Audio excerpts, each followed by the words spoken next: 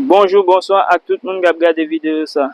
Jeudi, nous venons découvrir Bassin Blé. Bassin Blé, c'est un site touristique qui a plusieurs bassins. La donne qui trouve dans la commune Jacmel, dans le département sud-est, pays d'Haïti. Eh bien, on regarde ensemble pour nous, on découvrir ensemble avec nous, pour nous qui genre ça y est, ici Jacmel.